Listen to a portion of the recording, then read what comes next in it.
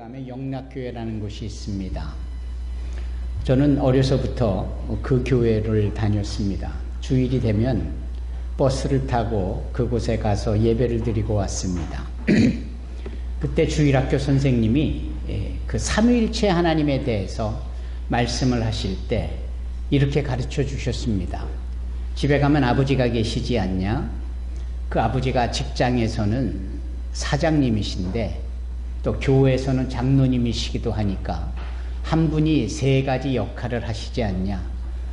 그렇게 설명을 하셨습니다. 그래서 우리 하나님이 삼위일체 하나님으로서 성부 하나님, 성령 하나님, 성자 예수님 서로 역할이 다르다 이렇게 말씀을 했습니다. 그때 얼마나 어린 마음에 은혜가 됐고 감동이 있었는지요. 그런데 나중에 두고두고 생각해 보니까 그 설명에 제한이 있음을 보는 겁니다. 그 아버지가 직장에서 사장으로 일할 때는 집에 있지 않고 또 교회 장로로 일할 수 없잖아요. 공간에, 시간에 제약을 받잖아요. 어릴 땐 그걸 몰랐어요. 근데 나중에 보니까 그 선생님의 설명이 그땐 은혜가 됐는데 지금은 약간 부족함이 있구나 라는 생각이 들었습니다. 여러분들은 삼위일체 하나님을 어떻게 이해하고 있고 어떻게 인식하고 계십니까? 그 교부 터툴리안이 그런 말을 했지 않습니까? 하늘에 떠 있는 저 태양을 하나님으로 본다면 그 태양이 발하는 빛을 성자 예수님으로 볼 수 있을 것이고 그 태양으로 인하여 뜨거움을 열기를 느끼는 이 모든 것이 성령의 역사로 본다면 틀림없다. 저는 그래서 어릴 때 그 주일학교 선생님의 가르침과 교부 터툴리안의 삼위일체 하나님에 대하여서 태양으로 가르친 거와 비교해 보면 태양 쪽이 훨씬 더, 태양이 여전히 하늘에 떠 있지만 빛이 우리에게 와 있고 열이 우리 가운데 느껴지고 시공의 초월함이 있지 않습니까? 이런 점에서 이 삼위일체 하나님을 이해할 수 있겠다. 그러나 여전히 우리의 인간의 말로, 언어로, 표현으로는 그 하나님을 다 완벽하게 설명할 수는 없겠다 이런 생각이 듭니다. 고린도전서 12장의 말씀처럼 그때는 다 거울을 보는 듯 희미하지만 그때는 하늘에서 서로 마주 얼굴을 보며 모든 것이 확연해진다라는 말씀처럼 차금화 집사님 아멘. 그렇게 이 땅에서는 뭔가 가르치려 하고 뭔가 듣고 알려고 하고 해도 우리끼리 제한이 있을 수 있는 거예요. 하지만 우리가 천국에서 하나님을 뵙게 될 때는 모든 것이 완전해지고 확연해지고 분명해지고 선명해지는 겁니다. 아마 이런 점에 있어서 오늘 우리는 성령주의를 맞이하여 성령 강림주의를 맞이하여서 삼위일체 하나님에 대해서 서로 이야기를 나누고 말씀을 듣고 전하려 해도 어쩌면 여전히 부족할 수 있겠다라는 생각이 듭니다. 그런 점에 있어서 오늘 이 예배가, 이 나누는 말씀도 성령께서 친히 우리 가운데 지혜를 주시고 능력을 주시고 뜻모를 깨달음과 감동이 부어주시기를 간절히 부탁을 드립니다. 아멘. 사랑하는 성도 여러분, 제가 언젠가 그 요한복음 2장 설교를 하는데 그 물을 집어넣는 그릇 있잖아요. 물동이 5개. 그거에 대해서 제가 미크라라고 했어요. 그랬더니 장은진 사모님이 지금은 전도사님이신데 이분이 미크라를 가지고 진짜 그런가를 확인을 해봤더니 미크라가 아니고 미크베더라. 그래서 저한테 이렇게 항의는 아니고 지적을 해주셨어요. 감사한 일이죠. 그래서 물을 담아 소위 청결 예법을 지키기 위하여 담아두는 그릇을 미크베라고 하는데 나는 왜 미크라라고 했을까? 미크라는 히브리어로 그 뜻이 아니고 이 뜻이었지. 그 미크라가 뭐냐면 우리나라 말로 한다면 리허설 같은 겁니다. 미크라라는 히브리어가 한번 해보는 연습입니다. 그래서 주된 경기나 퍼포먼스 쇼가 있기 전에 그 직전까지 리허설을 해보잖아요. 이걸 히브리어로 미크라라고 합니다. 그러면 이 이야기를 왜 여러분 앞에 드리느냐면 예수 그리스도께서 이 땅에 친히 말씀으로 오시는 그 위대하고도 가장 중요한 사건에 대한 리허설이 필요하지 않았을까? 그래서 예수님께서 이 땅에 오시는, 성육신 하시는 메시아 구세주로서 이 땅에 오시는 그 이벤트에 대한 리허설을 과거에 어떻게 나타내셨고 어떻게 보여주셨을까? 그게 바로 절기다라는 겁니다. 뭐라고요? 절기. 그러니까 6월절기, 오순절, 칠칠절, 초막절, 나팔절, 이런 절기 말입니다. 그래서 골로새서 2장에 보면은 이런 절기들이 다 무엇이냐? 예수 그리스도 그분의 그림자, 이 실루엣처럼 나타나는 이 그림자가 바로 미크라예요. 이게 바로 리허설인 거예요. 따라서 구약 성경에 등장하는 여러 의미 있는 feast, 절기, 이런 것들이 하나같이 진짜이신 예수가 오시기 전에 우리에게 보여주는 리허설인 겁니다. 그러면 이런 미크라가 몇 개가 있을까? 수도 없이 많아요. 그런데 그 수도 없이 많은 것 중에 딱 3개만 뽑는다면 하나는 6월절입니다. 아시잖아요? 6월절은 무엇입니까? 어린 양의 피를 문자와 임방설주에 바르고 그 어린 양의 고기를 구워 먹되 급히 먹고 뼈를 꺾지 않고 먹고, 맞아요? 예. 바로 그 사건이 있고 난 후에 10번째 재앙이었던 하나님의 천사의 재앙이 그 피를 보고 6월, 패스오버, 넘어간다, 우회한다 라고 불리어진 이름이잖아요. 그 6월절은 당차 이 땅에 세상 죄를 지고 가는 하나님의 어린 양이신 예수님에 대한 리허설인 겁니다. 그리고 그렇게 6월절기를 보내자마자 이스라엘 사람들이 움직여서 출애굽을 하고 광야에 나가서 맞이하는 다음의 절기가 소위 초실절 아닙니까? 초실절. 그런데 이 초실절은 사실 부활주의를 의미하는 겁니다. 부활주의. 왜냐하면 메마른 땅에 처음 나는 열매, 그게 부활의 첫 열매가 되신 예수 그리스도를 상징하는 리허설 미크라거든요. 이해가 가시죠? 근데 오늘 본문에 우리 준혁군이 읽은 사도행전 1장 8절의 내용은 어떤 절기와 연결이 되어지느냐? 이게 오순절입니다. 따라해 보십시다. 오순절. 오순절이라는 것은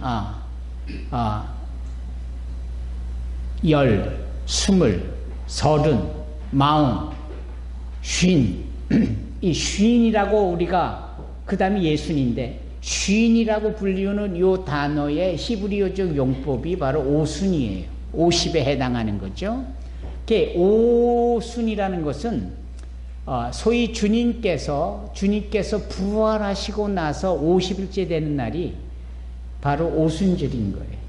부활하시고 난 다음에 77이 49, 7일의 주가 있고 난 후에 77이 49 플러스 1, 그래서 오순절이 되는 거예요.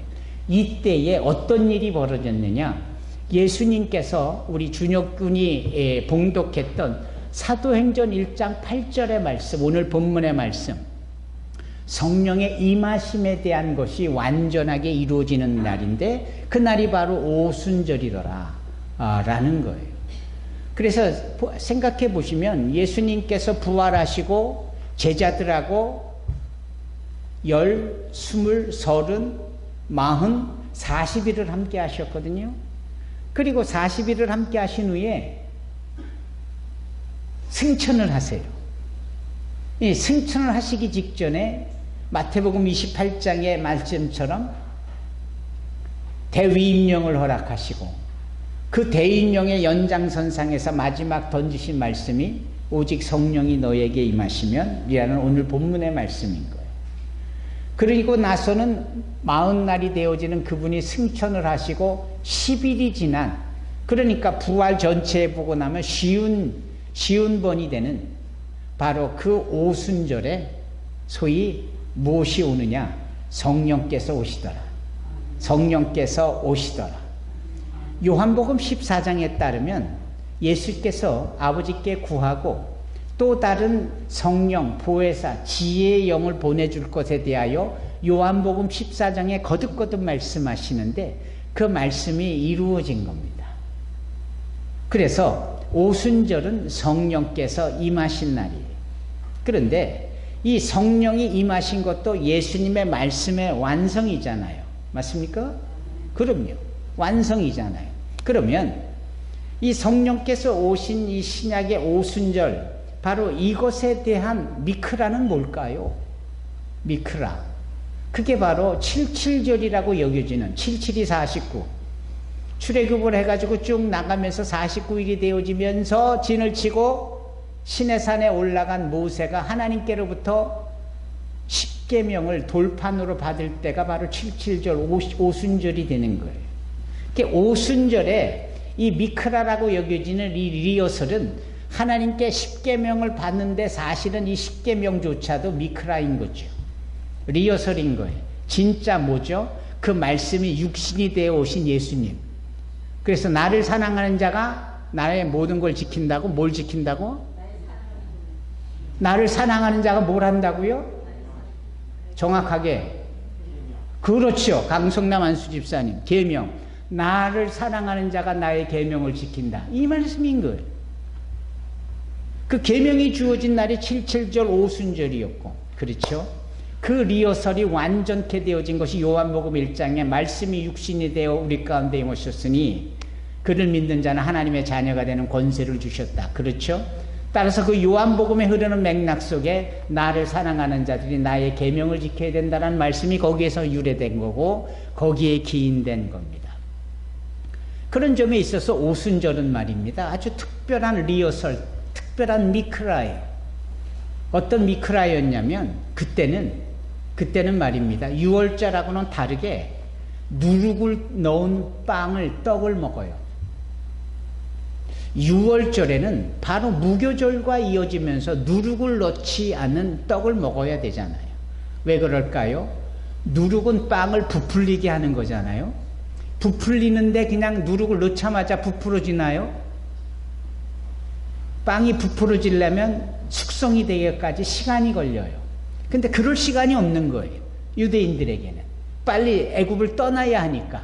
그래서 급히 먹어야 되기 때문에. 그래서 신발 신고 지팡이 짚고 허리를 둘리고 급히 뼈 꺾을 시간도 없고 급히 그리고 떡을 먹어야 되는데 무교병을 먹어야 되는 거예요. 즉 누룩을 넣지 않는 걸. 누룩을 넣으면 부풀어지니까 시간이 요구되어지니까 그거 다 생략해버리는 겁니다. 그만큼 유월절의 절기는 긴박한 거예요. 예수 믿고 빨리 죄로부터 탈출하고 하나님의 인도함을 받아 천국으로 가는 것은 지체해서는 안 된다. 내일 모레 천천히 여유 있게 배부르고 나서 금강산도 식후경이라고 그거는 우리끼리 지어낸 말이고 주님의 구원을 받고 천국에 가는 거에는 지체할 시간이 없는 거예요. 그래서 무교병이 나오는 거예요. 그래서 누룩을 넣으면 안 된다 이 말이에요. 따라서 유월절의 의미 중에는 누구를 넣지 않는 무교병이어야 되는데 오순절에 있어서는 이제 달라요. 어떻게 다르느냐면 누룩이 들어가야 돼요. 다만 요지가 누룩을 넣은 빵을 그 절기에 리허설에 참여한 미크라에 참여한 사람들이 먹어야 되는데 그때는 딱 두 덩이가 핵심이에요. 뭐가 핵심이에요? 두 덩이, 떡 두 덩이. 이 떡 두 덩이가 뭘까? 하나는 유대인을 위한 떡, 하나는 이방인을 위한 떡. 아멘? 큰 소리로 아멘? 네, 그렇다니까요. 따라서 계명이 주어졌다. 따라서 그 77절 오순절에 하나님의 계명이 주어진 것이 소위 리허설이고 이게 오직 성령이 임하시는 이 오순절날에 정확하게 성령이 임할 때에 모든 이방인들을 향한 하나님의 구원의 계획이 완성이 되는 거예요. 그 전까지는 유대인에게만 초점이 맞춰준 것 같은데 오순절 성령이 임할 때 비로소 이방인을 향한 하나님의 구원의 역사가 펼쳐지는 거예요. 그게 가시적으로, 그게 청각적으로. 그래서 가시적으로는 불의 혀 갈라짐 같이, 청각적으로는 급하고 강한 바람의 소리처럼, 실질적으로는 모든 전 세계에서 모여든 사람들의 방언이 서로에게 들려지고 이해가 되는 능력으로 나타나지는 거죠. 거기에 유대인과 이방인, 이방인과 유대인의 구별 없음이 드러나는데, 이것도 미크라로 보면 그 오순절에 먹어야 될 떡 두 덩이 속에 유대인의 떡, 이방인의 떡에 의미가 담겨져 있는 거예요. 참 놀랍죠. 따라서 전 세계에 흩어진 이 유대인들은 항상 세 가지 절기를 지키려고, 마치 우리로 치면은 구정 명절 때 또는 추석 명절 때 길을 쓰고 해남에 가고 길을 쓰고 청주에 가고 그러잖아요. 청주요. 예, 그런 식으로. 예. 기회를 빼서 죄송합니다. 예. 그렇게. 왜 그런가요? 그 절기는 항상 우리에게 전통이고 삶이고 가야 되니까. 예. 유대인들에게는 이 세 가지 절기, 유월절, 오순절, 그리고 초막절, 이 세 절기는 전 세계에 흩어졌어도 고향 땅에 가족이 있는 곳으로 반드시 모여줘야 되는 거예요. 그래서 오순절에 그 하나님 앞에 제사 예배를 드리러 전 세계에 흩어졌던 유대인들이 다 오게 되어지는데, 그때 성령이 임하는 겁니다. 그 미크라가 실체가 되는 겁니다.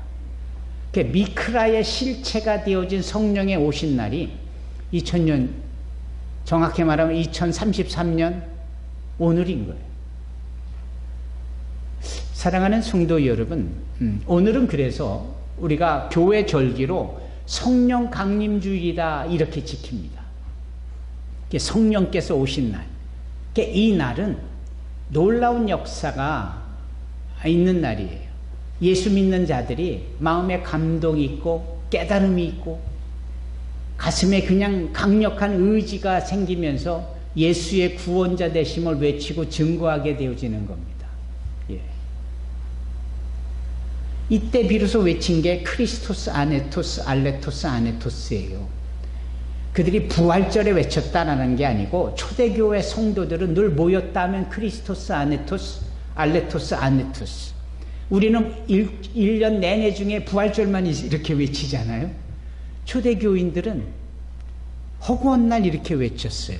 왜냐? 그 전에 그 역사와 진실된 사건을 보면서도 외치질 못했는데, 두려워서, 무서워서, 해코지 당할까봐. 그랬는데 성령이 임하고 나니까 마음에 능력이 생기고, 성령이 임하니까 하나님의 권세를 경험하게 되고, 그래서 이들이 직가로 갔다. 직가. 사도행전의 옛날 성경에는 직가라는 표현이 있어요. 직가로 나아가. 직가는 큰 대로입니다. 대로에 가가지고 외치는 거예요. 크리스토스 아네스토스, 알레토스 아네토스, 이렇게 말입니다. 그 대표적인 자가 베드로 아닙니까? 베드로가 그걸 외친 거예요.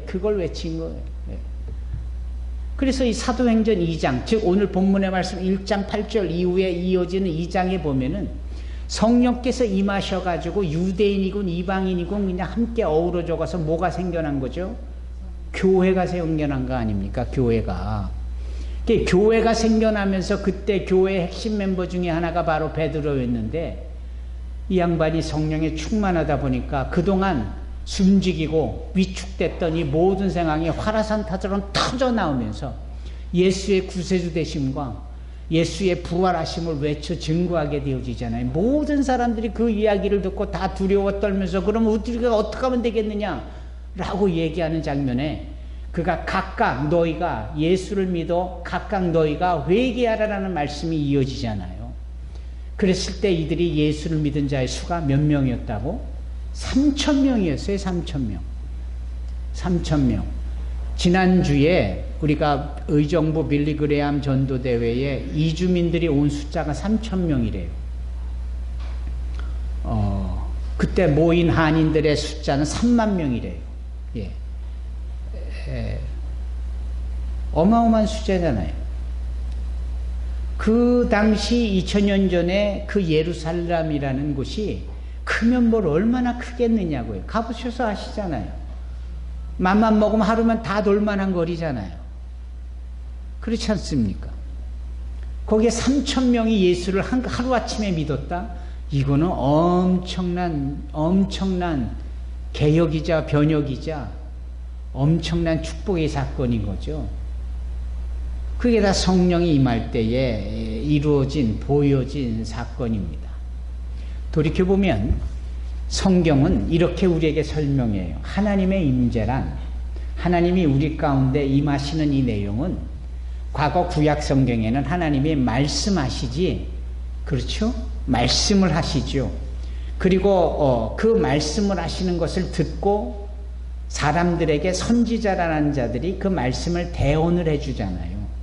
이렇게 하나님을 나타내시다가 이게 긴가민가 하고 아리송해하고 믿을까 말까 하는 이런 식의 사람들 앞에서는 하나님께서 당신의 임재를 불로 나타내시기도 하고 엄청난 천둥치는 소리와 같은 부분으로 나타내시기도 하고 그런 이야기들이 성경에 얼마나 많이 나옵니까? 특히 구약 성경에 말입니다. 그러나 신약 성경에는 그 하나님이 당신의 임재를 나타내셨던 그 말씀, 그것이 아예 우리와 같은 성정으로, 인간의 몸으로 말씀이 육신이 되어서 우리 가운데 오셨죠.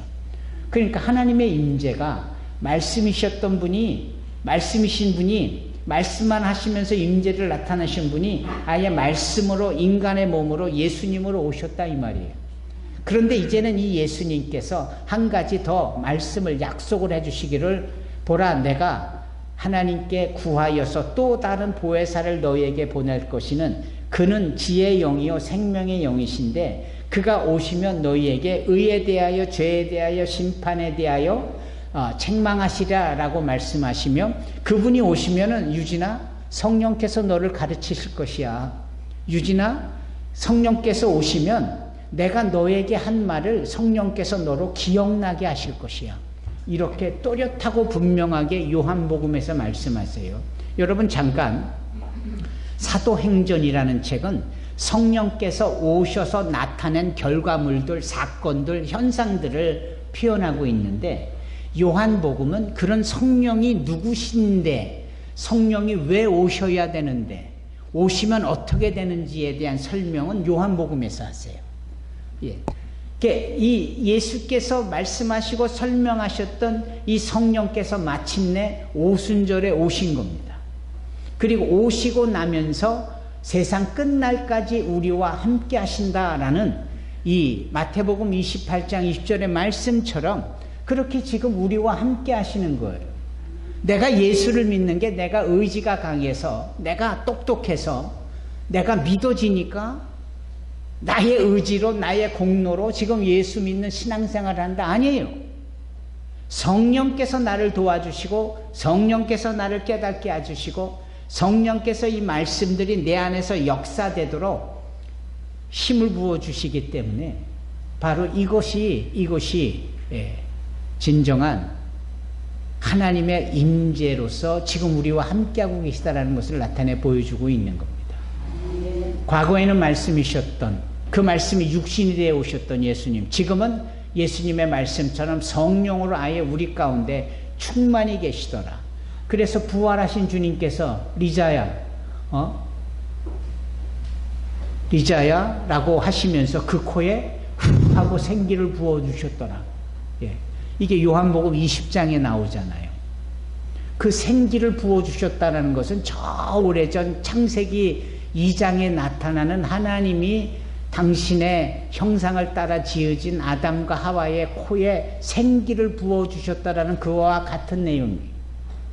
따라서 성령은 이미 창조 때부터 역사하셨던 또 다른 하나님이시고 한 분이신 하나님이시고, 우리의 말로는 어떻게도 설명이 안 되는 삼위일체 하나님이신데, Trinity, Three in God, God in Three, One in Trinity, Trinity in One. 예, 이런 겁니다. 여러분, 제가 우스갯소리처럼 여러분들의 기억력을 좀 도와주고자 꼭 이 말을 하려고 한다면, 믹스 커피를 드셔보세요. 믹스 커피에는 커피도 있고 설탕도 있고 믹스도 있어요. 세 가지가 하나예요. 그래서 그 커피 믹스를 드실 때마다 삼위일체 하나님을 경험해 보시기 바랍니다. 사실이 그렇잖아요. 예. 이거 제가 만들어낸 삼위일체 하나님에 대한 설명이에요. 믹스 커피의 하나님. 어디서도 들어보지 못하는. 그러나 사랑하는 성도 여러분, 쉽게 그냥 뒤로 해버리시고요. 삼일체 하나님께서 지금 우리와 함께 하시다. 그분이 나의 성령 하나님으로 와 계시다. 그분이 나를 돕고 계시다. 그래서 오늘 소주제에 하나님의 임재가 이렇게 임하게 되어졌고 2000년 전에 이렇게 임하진 성령으로 인하여서 교회가 시작이 되어졌다. 그리고 교회는 뭐 하는 것이냐? 이렇게 성령의 은혜를 받은 자들이 모여서 함께 예배하면서 소위 전도와 선교를 통하여 모든 예수 믿지 않는 이방인들에게까지도 그렇게 함께 교회를 통하여 예수님을 믿어 함께 구원의 자리에 서게 하는 것, 이게 바로 교회의 역할이고 이게 바로 교회의 사명인 줄로 믿습니다. 교회는 우리끼리만 모여지는 게 아니라 모든 이방인들이 함께 모여지는, 소위 주님께서 말씀하시는 만민이 모여 기도하는 집이 되어지는 거죠. 이게 성령으로 말미암아 가능해진 것이다. 그런 점에 있어서 이 사도행전의 흐름 속에 쭉 살펴보면 이 사도행전 10장에 가보면 고넬료라는 그 로마의 백부장이 아주 근위대 특수 전단인 그 부대의 백부장이었으니까 이 고넬료는 탁월한 사람이었어요. 근데 그에게 성령이 임하잖아요. 누구에 의해서 성령이 임했던가요? 베드로의 초대와 베드로가 그곳에 요빠에 있다가 그곳에 내려가서 이 고넬료에 대하여서 어떻게 해요? 설명을 하는데 그 말씀을 설명하고 있는 그 즈음에 성령이 확 임하는 거예요. 이방인이 성령의 충만함을 받은 엄청난 사건이, 거기가 어디서요? 가이사랴에서 있었잖아요. 가이사랴라는 것은 바닷가 아니었습니까?